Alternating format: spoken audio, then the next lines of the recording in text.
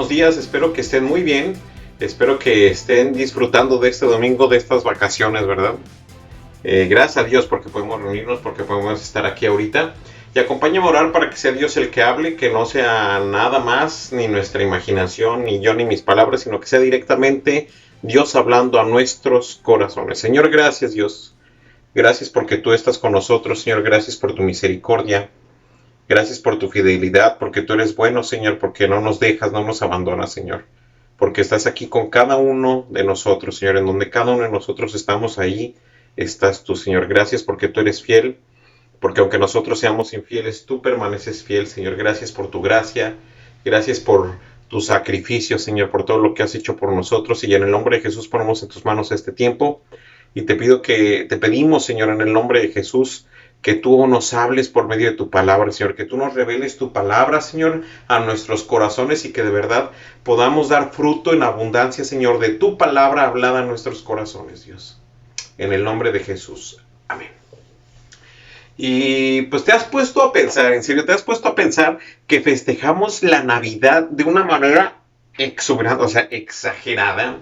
O sea, imagínate, compramos regalos, hacemos los intercambios, que las cenas en el trabajo, que las cenas con la familia, que aquí, que allá, que el abrazo, todos perdonándonos. Y no sé si te has fijado, pero en la Navidad, en diciembre, o sea, en tiempo de Navidad se presta como que el ambiente, todos están muy dispuestos espiritualmente, por así llamarlo, emocionalmente, a perdonarse, y ahí sí voy a ver al familiar al que no le hablaba, etcétera, etcétera, etcétera.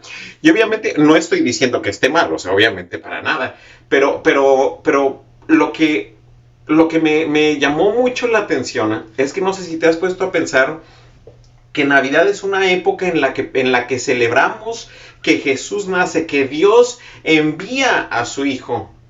Envía a su Hijo, pero ¿para qué lo envía? ¿Para qué envió Dios a Jesús, su Hijo? Y en estos días se conmemora, se recuerda, se festeja la culminación del propósito de Dios en nuestras vidas. El día de hoy, el domingo, el que se llama Domingo de Resurrección, se culmina la razón por la cual Dios envió a Jesús, a su Hijo. Y la razón por la cual nosotros festejamos tan grandemente la Navidad se culmina el día de hoy. Y vamos a ver lo que dice la Biblia acerca de esto, de lo que se está festejando en estos días, porque pues ha de ser algo importante, ¿no? Digo, hasta vacaciones les dan a los niños y a los trabajadores, a todo el mundo nos dan vacaciones y bien a gusto, pero a veces yo creo que nos desenfocamos de lo que realmente está pasando o lo que realmente estamos celebrando, conmemorando. Entonces acompáñame por favor a Lucas capítulo 22.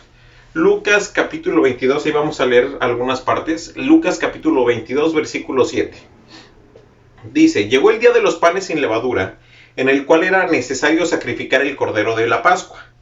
Y Jesús envió a Pedro y a Juan diciendo: id, preparadnos la Pascua para que la comamos. Ellos le dijeron: ¿dónde quieres que la preparemos? Él les dijo: he aquí, al entrar en la ciudad, os saldrá al encuentro un hombre que lleva un cántaro de agua. Seguidle hasta la casa donde entraren. Y decida al padre de familia de esa casa: el maestro te dice, ¿dónde está el aposento donde he de comer la Pascua con mis discípulos? Entonces él os mostrará un gran aposento alto ya dispuesto. Preparad allí. Fueron pues y hallaron como les había dicho y prepararon la Pascua. Cuando era la hora, se sentó a la mesa y con él los apóstoles y les dijo: cuánto he deseado comer con ustedes esta Pascua antes que padezca. Fíjate lo que les está diciendo. Cuánto he deseado comer con ustedes esta Pascua antes que padezca, porque os digo que no la comeré más hasta que se cumpla en el reino de Dios. Y habiendo tomado la copa, dio gracias y dijo: tomad esto y repartidlo entre vosotros, porque os digo que no beberé más del fruto de la vid, hasta que el reino de Dios venga.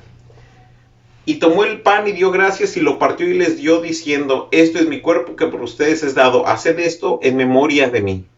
De igual manera, después que hubo cenado, tomó la copa diciendo: esta copa es el nuevo pacto en mi sangre, que por ustedes se derrama.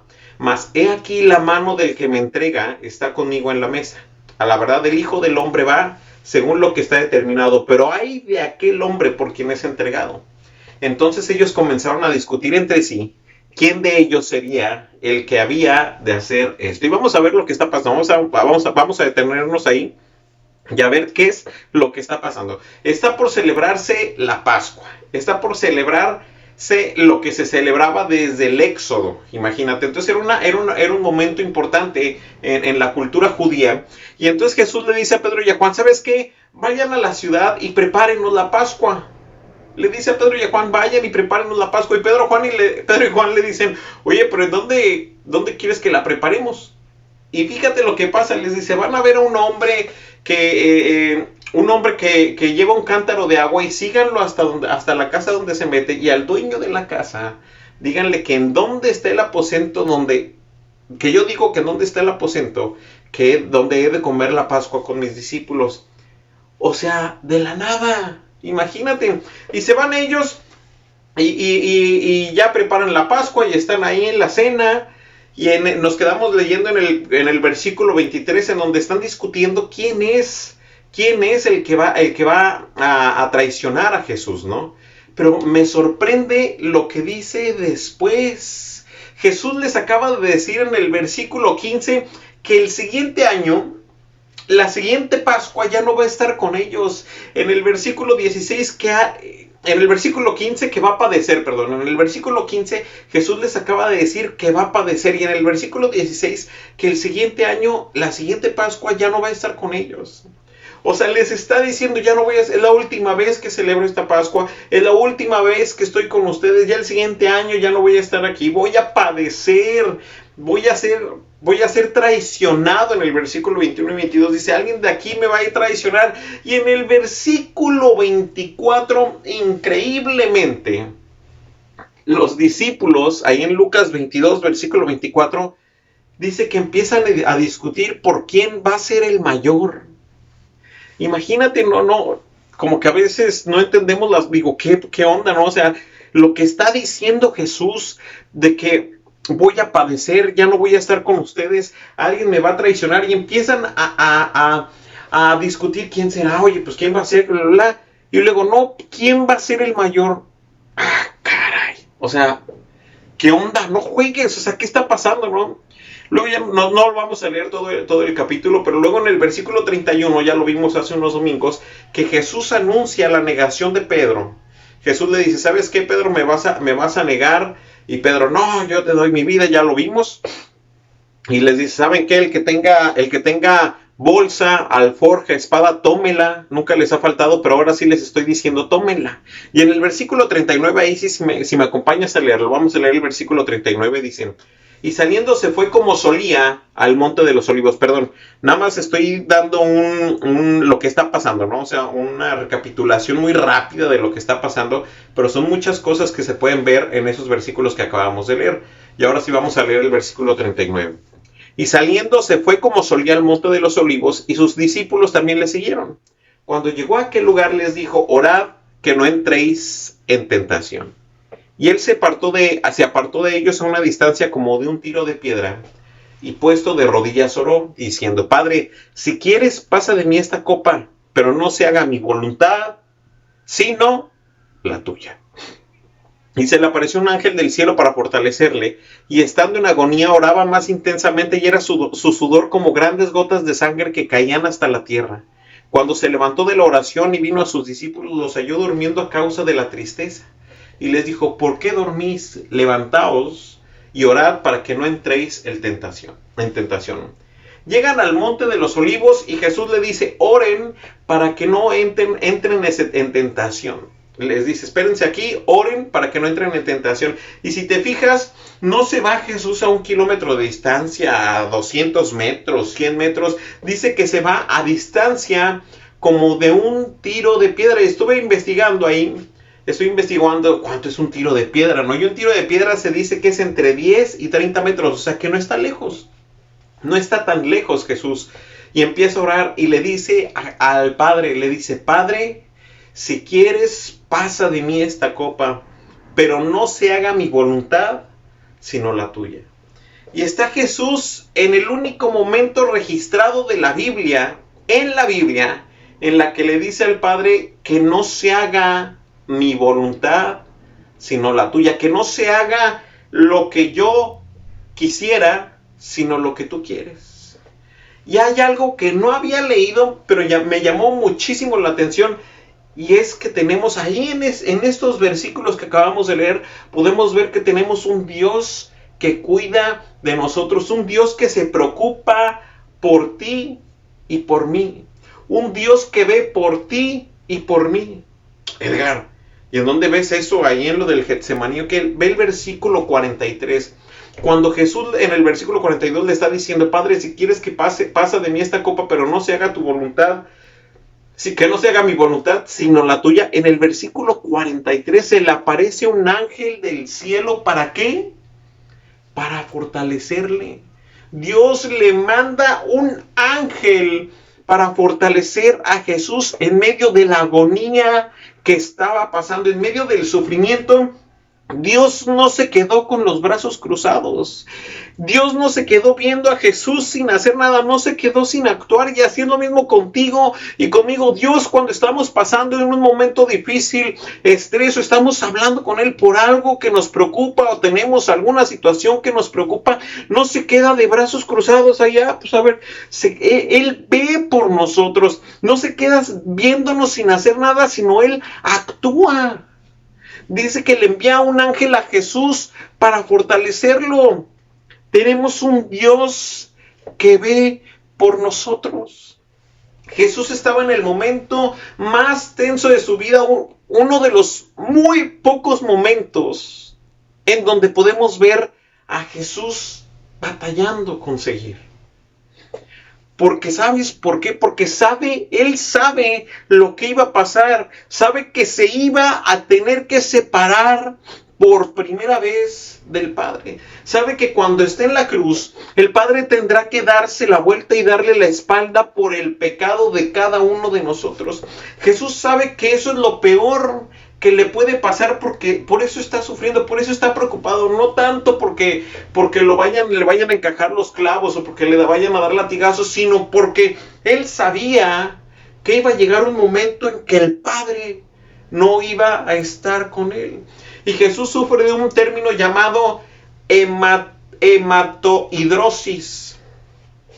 Eso significa, pasa en la realidad, que cuando alguien tiene tanto estrés, tanta angustia como la de Jesús, sus vasos sanguíneos se contraen y dilatan hasta el punto de ruptura, de forma que se producen hemorragias en la capa de la epidermis de la piel más próximas a las glándulas sudoriparias. Así, la sangre se mezcla con el sudor y brota por la piel. Eso le pasó a Jesús. Estaba en un momento tan difícil, tan preocupante, tan estresante, que empieza a sudar sangre.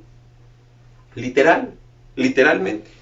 Yo nunca he vivido un estrés así, la verdad, pero fíjate que la otra vez iba regresando del trabajo, iba manejando, y pues uno en el tráfico ahí se pone a pensar mil cosas, ¿no?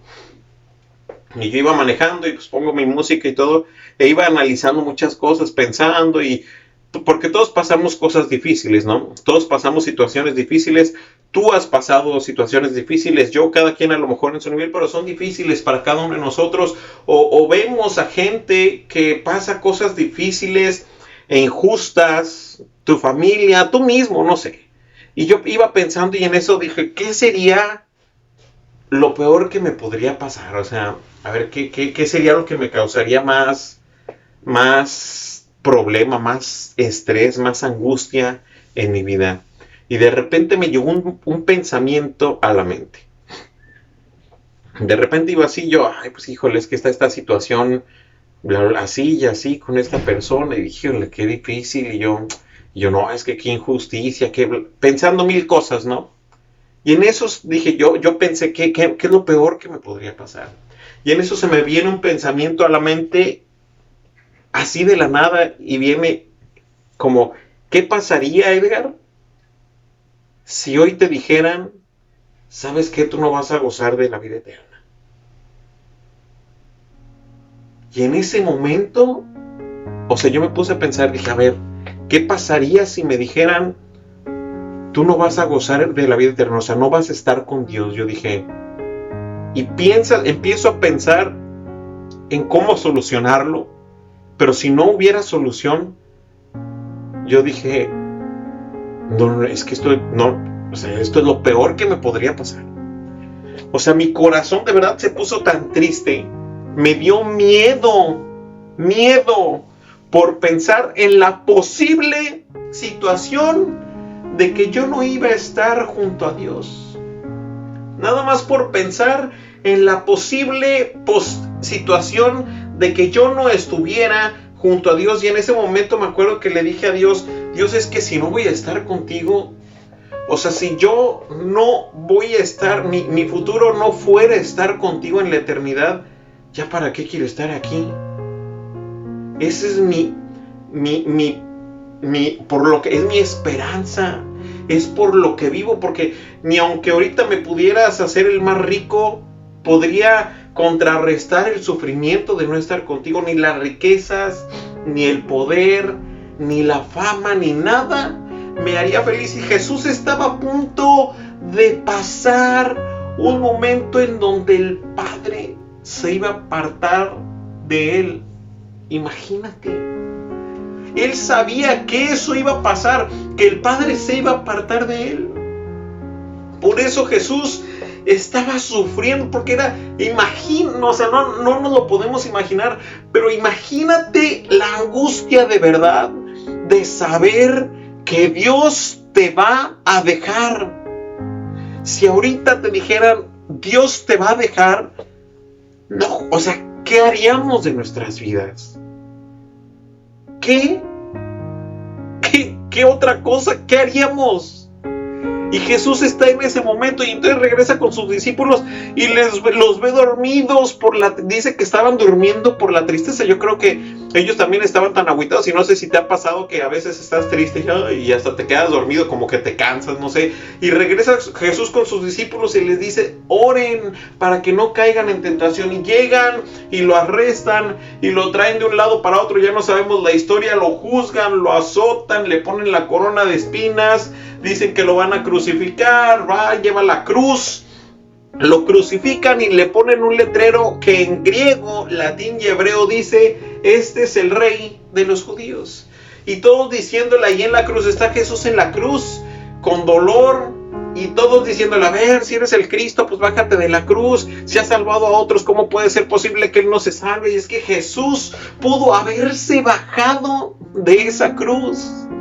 Jesús pudo en cualquier momento, tenía el poder para hablar a los ángeles y decir, ¿sabes qué? Ahorita ya bajen. Y se bajaba de la cruz y se echaba a todos los que ahí, órale, ¡paz! Pudo haber hecho lo que quería. Pero Jesús sabía que el propósito que él tenía, el propósito de estar ahí en la cruz, era mayor que lo que la gente que estaba ahí podía ver y entender en ese momento. Acompáñame a Mateo capítulo 27, versículo 45. Mateo capítulo 27, versículo 45 dice, y desde la hora sexta hubo tinieblas sobre toda la tierra hasta la hora novena. Cerca de la hora novena, o sea, 3 horas, desde la hora sexta hubo tinieblas sobre toda la tierra hasta la hora novena. Cerca de la hora novena, Jesús clamó a gran voz diciendo, Elí, Elí, lama sabactani. Esto es, Dios mío, ¿por qué me has desamparado? Había llegado el peor momento para Jesús. Y en Lucas, si nos regresamos ahora a Lucas, capítulo 23, versículo 44. Lucas capítulo 23, versículo 44 dice, cuando era como la hora sexta hubo tinieblas sobre toda la tierra hasta la hora novena. Está hablando lo mismo que Mateo. Y el sol se oscureció y el velo del templo se rasgó por la mitad. Entonces Jesús, clamando a gran voz, dijo, Padre, en tus manos encomiendo mi espíritu. Y habiendo dicho esto, expiró. Y por más que ya no sepamos la historia, por más que tú ya te sepas la historia, no deja de ser increíble, impactante el leer esos versículos. Versículo 47, cuando el centurión vio lo que había acontecido, dio gloria a Dios diciendo, verdaderamente este hombre era justo. Y toda la multitud de los que estaban presentes en este espectáculo, viendo lo que había acontecido, se volvían golpeándose al pecho, Pero todos sus conocidos y las mujeres que le habían seguido desde Galilea estaban lejos mirando estas cosas. Imagínate tú que están sacrificando un hombre que se dice ser el Hijo de Dios. Están sacrificando un hombre que había hecho milagros, a un hombre que lo habían visto levantar paralíticos, resucitar muertos, y lo están crucificando ahí.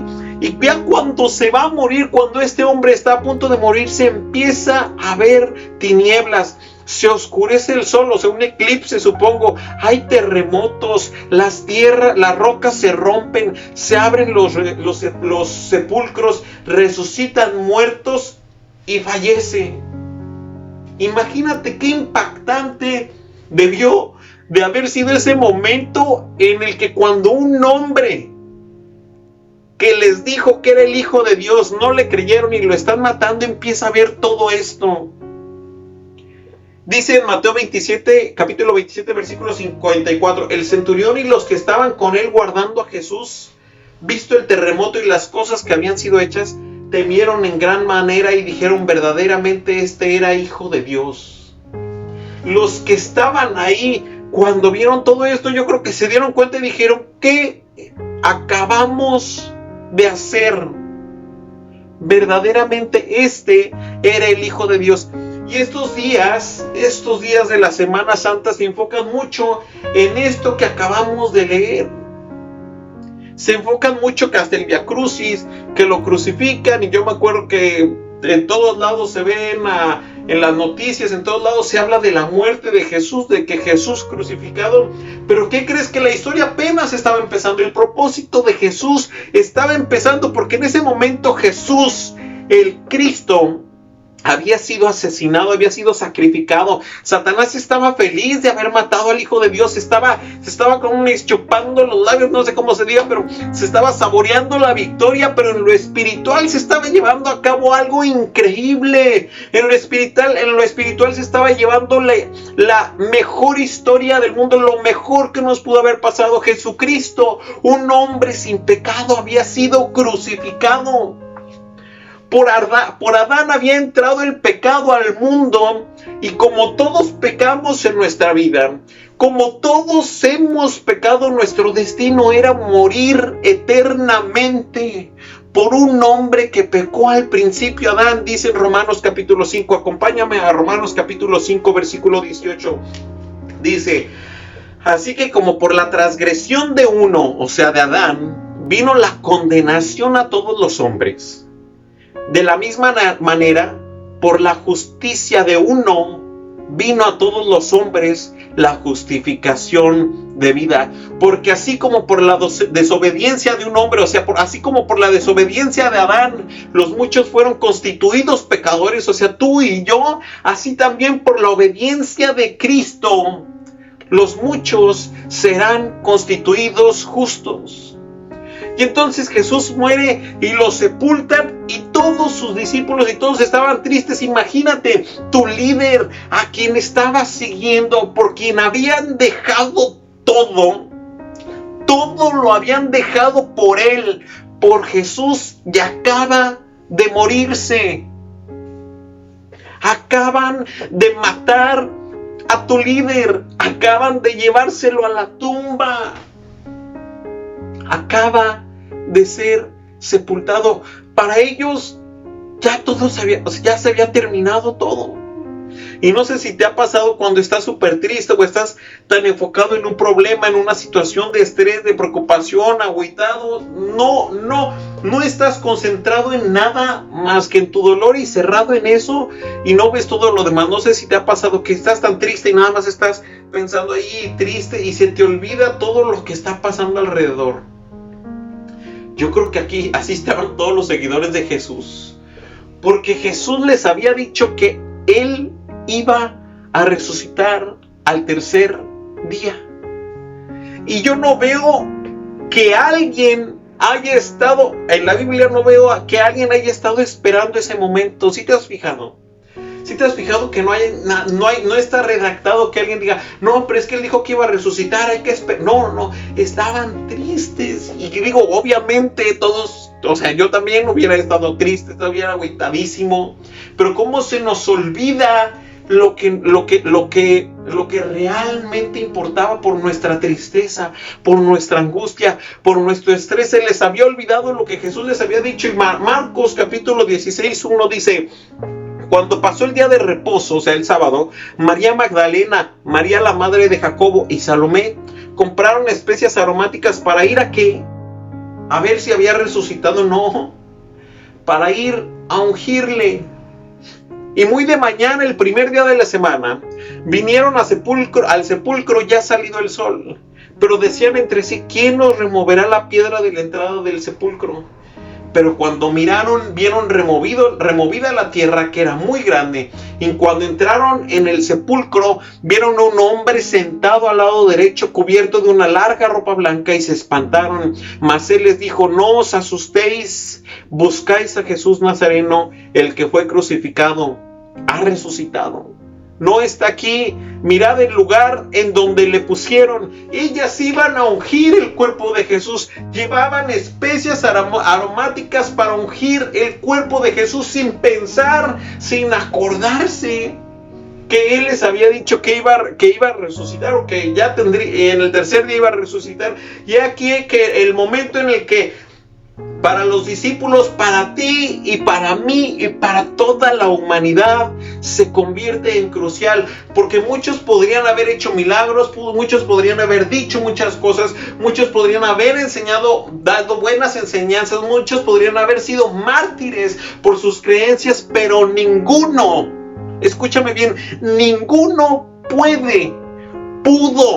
ha podido o podrá resucitar de entre los muertos. La hazaña de Jesús no tiene comparación. Dicen: en la tumba de Mahoma están los huesos de Mahoma, en la tumba de Buda están los huesos de Buda, en todos los ídolos que tú te puedas imaginar, en su tumba están sus huesos. No hay un ídolo que haya resucitado todavía. Solamente Jesucristo, al tercer día, ha sido el único que ha dejado la tumba vacía. Y es por esa razón, por su resurrección, que hasta el día de hoy, 2000 años después, se sigue hablando de Él. 2000 años después se sigue hablando de Él. Es por ese día el cual se recuerda hoy, el domingo de resurrección, en el que Dios levanta a Jesucristo de los muertos, que la historia establece un tiempo, un antes de Cristo y un después de Cristo. Nadie ha marcado la historia de esa manera, nadie. Solamente Jesús. Creas o no en Él, la historia está marcada por un hombre que fue crucificado, que decía que era el Hijo de Dios, que fue crucificado y resucitó al tercer día. Y hoy te quiero decir que no tenemos a un rey crucificado con un letrero encima de su cabeza. No tenemos a un rey que está ahí triste y está vencido. No tenemos a un rey que fue muerto y derrotado, sino tenemos a un rey que venció a la muerte, y a la vez un rey que derrotó a la muerte para darte a ti y a mí vida eterna. Y a veces se nos olvida, por estar enfocados en nosotros mismos, se nos olvida lo que Dios nos ha prometido, lo que nos ha dicho. Pero déjame decirte algo: aun cuando estás en tu dolor, en tu tristeza, en tu preocupación, Jesús está cumpliendo su promesa. Aun cuando tú estás en tu agonía, en tu tristeza, pensando que ya se acabó todo, Jesucristo, Dios, está obrando su promesa. Qué increíble, ¿no? Qué increíble. Ojalá y podamos de verdad recordar y conmemorar este día, no solamente hoy, domingo de resurrección, sino todos los días de nuestra vida. Vamos a pasar un tiempo de adoración con Dios.